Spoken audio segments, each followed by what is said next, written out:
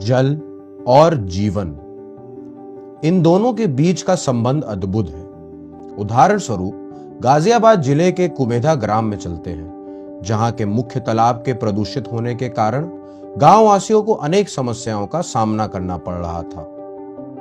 तालाब की दैन्य स्थिति निवासियों के सामान्य दैनिक गतिविधियों में भी बाधा उत्पन्न कर रही थी।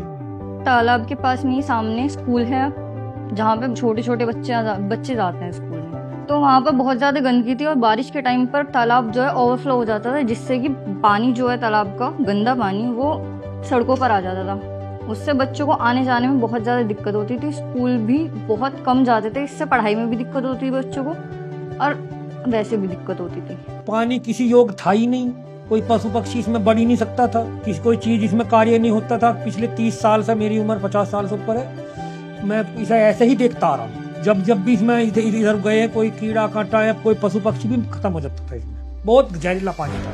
पानी जो ना गांव के तालाब में ना जाकर, क्योंकि तालाब तो खत्म ही हो चुका था, तालाब के आसपास में गांव में भर जाता था, रास्तों पे चला जाता। तालाब की हालत बहुत ही खराब थी। तालाब में टनों के हिसाब से कचरा भरा हुआ था, डंप था, और पूरे तालाब के ऊपर पूरा एक एक्वेटिक वीड्स फैली हुई थी, सीवेज भरा हुआ था। तो हमने लगभग 7 महीने में इस तालाब से वीड को बाहर निकाला, गार्बेज को बाहर निकाला, इसकी खुदाई की ताकि वाटर होल्डिंग कैपेसिटी बढ़ सके। और जहां से ग्रे वाटर आता था वहां पे एक फिल्ट्रेशन चैम्बर और एक मिनी पॉन्ड फाइट रेमेडिएशन की मदद से हम पानी को भी ट्रीट भी कर रहे हैं। इसी समस्या को समझने एवं सुलझाने का काम से अर्थ ने लेग्रांड के सहयोग से किया है। लेकिन दशकों पुरानी समस्याओं को सुलझाना इतना आसान कहाँ होता है। Ramveer Tanwar, pond man of India के अनुभव और कौशल मार्गदर्शन एवं कुमेधा ग्राम के निवासियों के तत्पर सहयोग से एक व्यवस्थित स्वरूप में कई महत्वपूर्ण कदम लिए गए। शुरुआत में तालाब में मौजूद कूड़े कचरे और घास फूस को हटाकर तालाब को साफ किया गया। तालाब की खुदाई कराई गई ताकि तालाब की जल धारण क्षमता को बढ़ाया जा सके। गंदे पानी को तालाब में प्रवेश करने से रोकने के लिए एक छोटा तालाब और फिल्ट्रेशन कक्ष स्थापित किए गए। तालाब की परिधि में पक्षियों को आकर्षित करने वाली घास के साथ साथ सुंदर पेड़ पौधे भी लगाए गए। तालाब से निकले गए प्लास्टिक को मार्ग के किनारे बेंच लगाने के लिए रिसाइकिल किया गया।